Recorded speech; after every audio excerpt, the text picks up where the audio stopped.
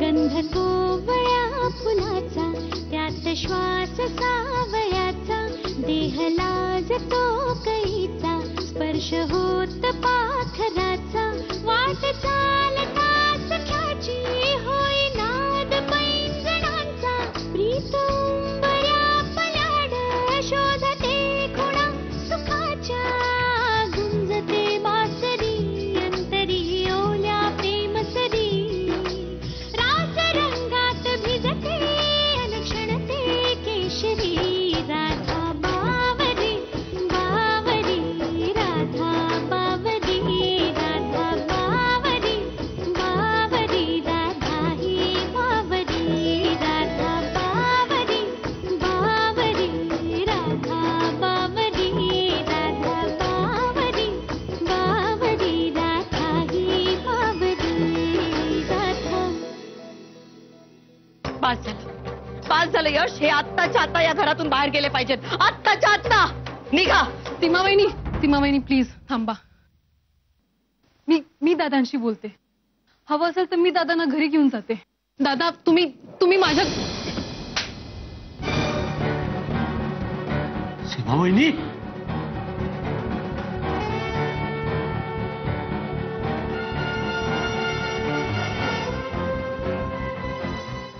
एक 3000 रुपये द्या ना. आत्ता कुठून आणू पैसे? कुठून आणू? तुमच्यासारख्याला पहिल्यांदाच पडला असेल ना हा प्रश्न, पण आमच्या सारख्यांना जन्मापासून सतत पडतो. कुठून आणू पैसे?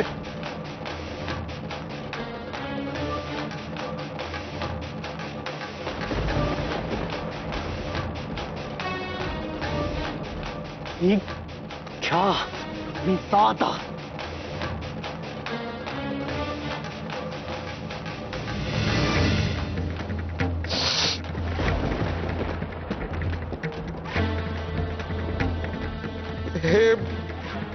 हे असलं मला नाही आवडतो, पण माझी बायको म्हणजे तिच्या करताच करावं लागणार आहे मला हे सगळं. तिची इच्छा मी पूर्ण करणार काही झालं तरी. ह्या आजारपणात ती गेली ना तर ती गेल्यानंतर मी तरी का जगू? मी स्वतःला संपवणार आहे. तिचं माझ्यावर खूप प्रेम आहे. खूप विश्वासानं तिनं माझ्या खांद्यावर मान ठेवली. तिचं मन मी राखणार काहीही करू. येतो मी.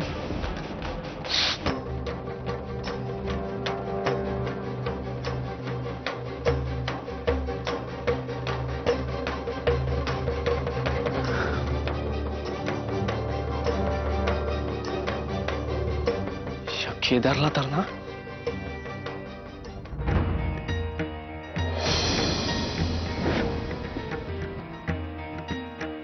इतकी वर्ष मी खस्ता खाल्ल्या त्यांच्या, आणि आता तू यांना तुझ्या घरी घेऊन जाणार आहेस? मोठेपणा मिरवायला आली. सगळं काल लग्न नाही झालं तुझं आणि तू मला अक्कल शिकवतेस.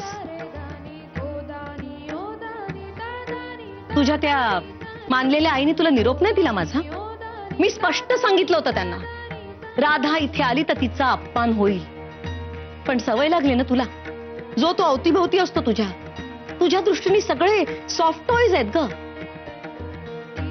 जन्म झाल्याबरोबर तुझ्या बापाने तुला टाकलं.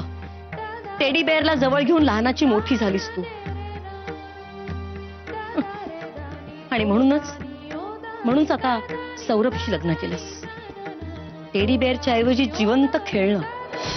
प्रत्येक बाबतीत तुझ्यापेक्षा लहान, वयाने, मानाने, शिक्षणाने. म्हणजे सगळा कंट्रोल तुझ्याच हातात. तू एक चावी फिरवलीस की तुरु तुरु नाचणार, तुझ्या तालाने बोलणार. आणि घरी सौरभ, हॉस्पिटलमध्ये तो डॉक्टर मानस.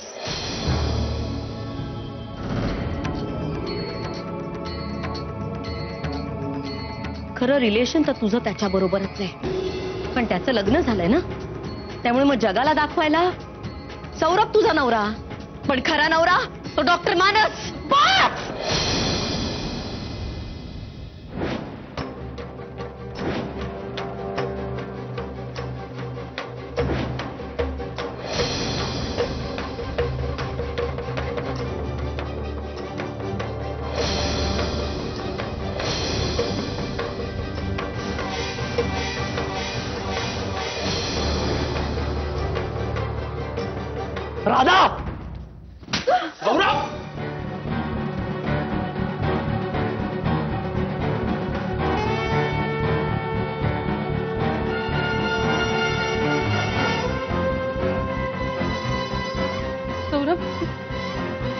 माझ्या आईवर हात उगारलायस तू.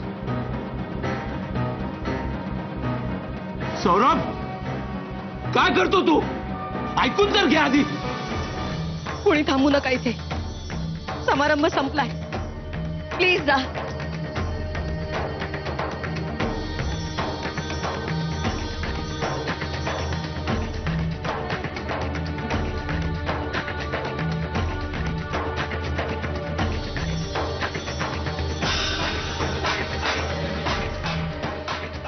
हा दिवस दाखवायला मी तुला वाढवलं का रे सौरभ? हा दिवस दाखवायला.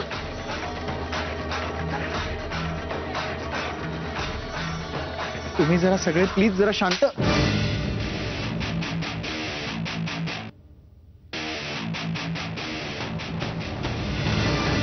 एक शब्द बोलायचा नाही केदार. एकही शब्द बोलायचा नाही.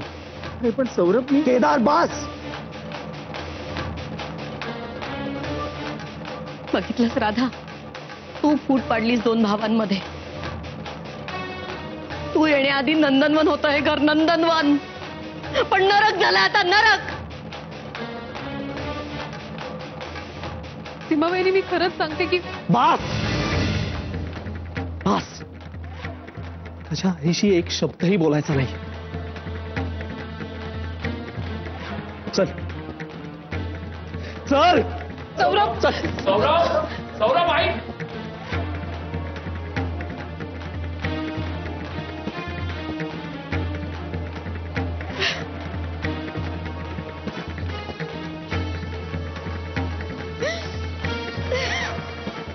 सौरभ, सौरभ, सौरभ ऐकून घे ना माझं. सौरभ, काय ऐकून घ्यायचं? काय ऐकून घ्यायचं?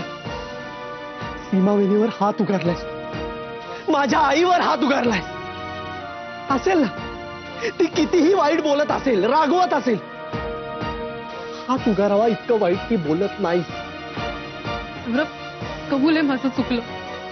मी असं नको करायला हवं होतं. I am extremely sorry. पण तू ऐकून तर घे. मान्य आहे ना, मान्य आहे, मान्य आहे. तू डॉक्टर आहेस, खूप शिक्षण झालंय तुझं, खूप मोठं स्टेटस आहे तुझं. पण त्याचा अर्थ असा होत नाही की मी आणि माझ्या घरातली लोक फालतू होत. जरी तुला वाटत असेल तरी.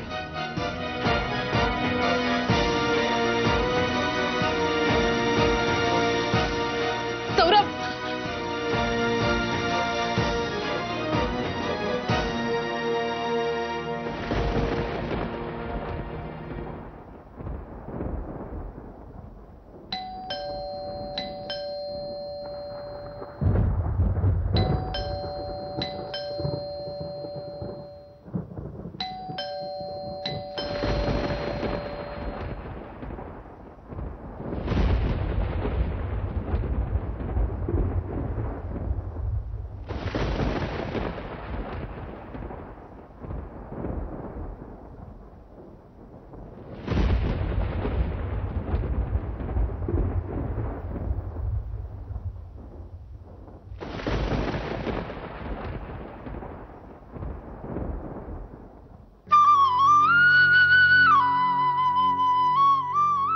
जो तो अवतीभोवती असतो तुझ्या दृष्टीने सगळे सॉफ्ट टॉयज आहेत ग. जन्म झाल्याबरोबर तुझ्या बापाने तुला टाकलं. टेडी बेअरला जवळ घेऊन लहानाची मोठी झालीस तू. आणि म्हणूनच आता सौरभशी लग्न केलंस. टेडी बेअरच्या ऐवजी जिवंत खेळणं. घरी सौरभ, हॉस्पिटलमध्ये तो डॉक्टर मानस. खरं रिलेशन तर तुझं त्याच्या बरोबरच आहे. त्यामुळे मग जगाला दाखवायला सौरभ तुझा नवरा, पण खरा नवरा डॉक्टर मानस.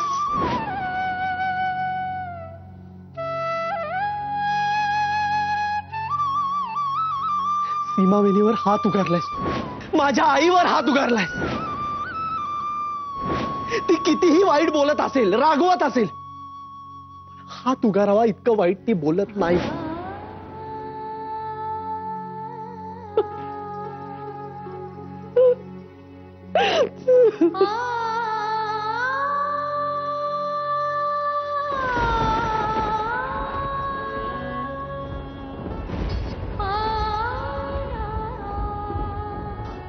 बघितलंस राधा, तू फूट पाडलीस दोन भावांमध्ये. तू येण्याआधी नंदनवन होतं हे घर, नंदनवन. पण नरक झालं आता, नरक.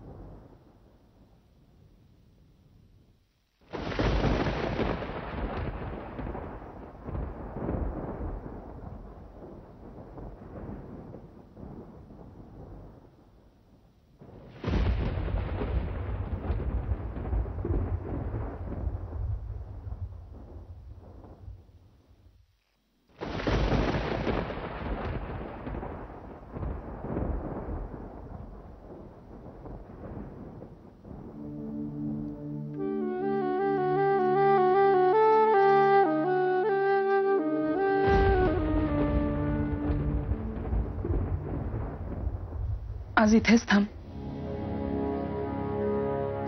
आई बाबा दिल्लीला गेलेत ताईकडे.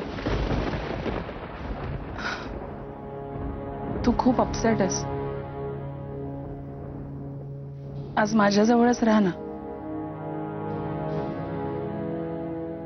तुझ्या मनाला होणारा सगळा त्रास मी दूर करीन सौरभ.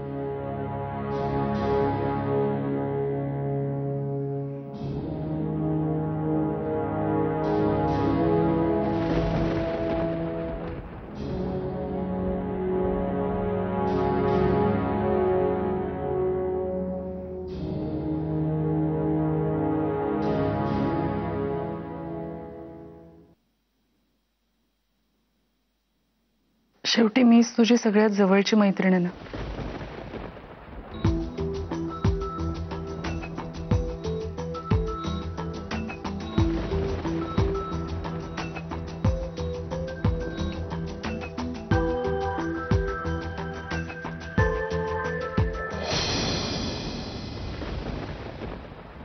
सौरभ, की सर 1 मिनिट. राधाशी भांडून आलो याचा अर्थ असा होत नाही की मी तुझ्या गळ्यात पडेन लगेच. तेवढा कमकुवत नाहीये मी. आणि with all said and done तू माझी खूप जवळची आणि लहानपणापासूनची मैत्रीण आहेस म्हणून आलो तो तुझ्यापाशी मन मोकळं करायला. त्याचाही जर तू चुकीचा अर्थ घेणार असेल तर आय एम रिअली सॉरी, पण मला निघायला लागेल. सौरभ, आत्ताच म्हणालास ना मी सगळ्यात जवळची मैत्रीण आहे म्हणून. मग मी माझ्या असं मित्राला वाऱ्यावर सोडेन का? चल चिल, जाऊया बाहेर फिरायला. तुझं डोकंही शांत होईल आणि मनही हलकं होईल. हा चल. काय बघतोय? चल आता, कम ऑन, चल बाबा चल. अरे वा सौरभ, बऱ्याच गोष्टी आणल्यास रे तू. अर्थात सगळ्याच बायकोच्या पैशाने. नाही पण तसं तूही काहीतरी करत असशीलच की. केर काढ, भांडी घास, कपड्यांना इस्त्री कर, किराणा सामान आण, हे सगळं तू करत असशील नाही का? नाही कारण तिला जास्त जबाबदारीची कामं आहेत हॉस्पिटलमध्ये. तू तर काय रे, रिकामा आहे तो बा. आणि तुला नोकरी तरी कसली मिळणार? मला काय वाटतं, काही नाही तर निदानीच्या हॉस्पिटलमध्ये वॉर्डबॉयची तरी नोकरी कर ना.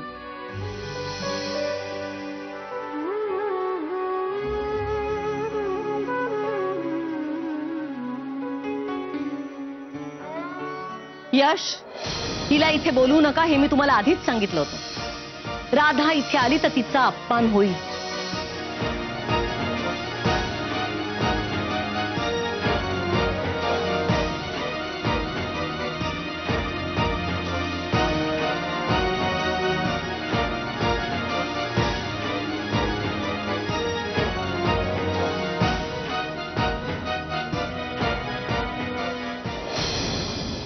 दादा बस झालं. ही शेवटची काडी होती. यश, आत्ताच्या आत्ता तुम्ही दादांची बॅग भरा. यांची रवानगी मी वृद्धाश्रमात करणार आहे. दादा बघा ना, 4 ग्लास आहेत. म्हटलं ना 4 नंबर लागले. हे सरबतामध्ये विष घातलं या माणसाने. दादा काय बोलताय तुम्ही? मी कशाला विष घालेन? कोळ्याच्या जाळ्यात अडकून फडफडणाऱ्या कीटकासारखा तडफडतोय मी. या केदारच्या जाळ्यात अडकलोय. शिताफीनं कोट पाडतोय मला तो. पण या विधूर वाट्याला शिक्षा करण्याची शक्ती सुद्धा नाही आता माझ्यात. तोंड वाजवता येतं फक्त तेवढंच. पण आताशा त्यालाही कोणी जुमानत नाही.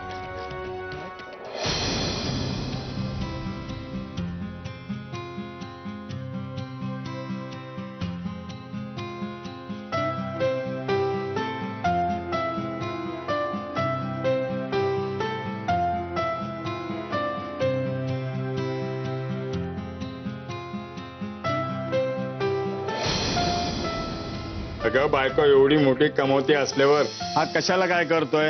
हा अगं याला बरंच झालं की तू मोठी डॉक्टर आहे, भरपूर पैसा कमवतेस आणि आमचा हा सौरभ नुसता रिकाम टेकलाय.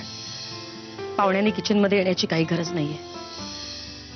सीमानी, मी जर पाहुणा आहे तर तुझ्या डोळ्यात पाणी काय? सांग ना.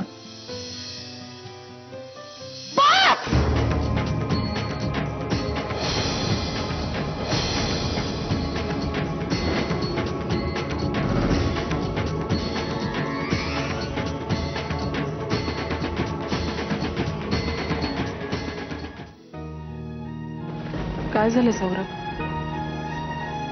हा सौरभ, इकडे बघ. काय झालं? हा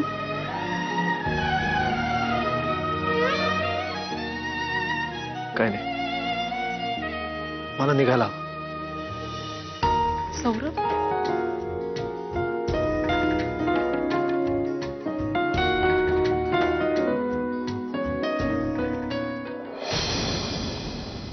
मॅम. राधा,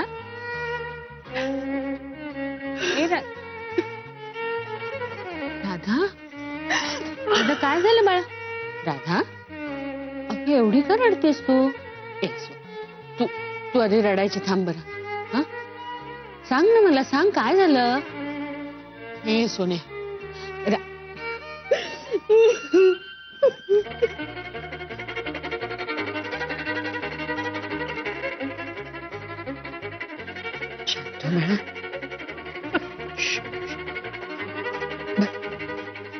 तुला आत्ता काही सांगायचं नसेल तर नको सांगू, पण तू आधी शांत हो बरं. शांत हो राधा, शांत हो, शांत हो. मी आहे ना. शांत.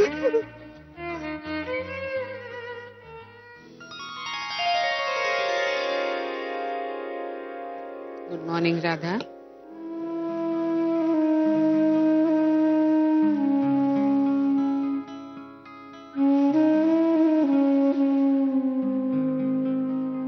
Good morning. Good morning.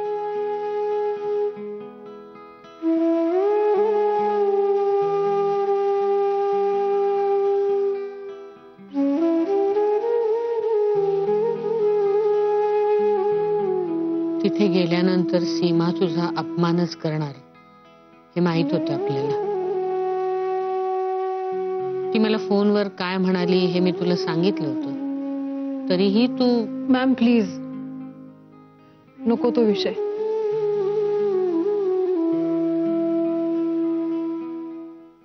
Okay okay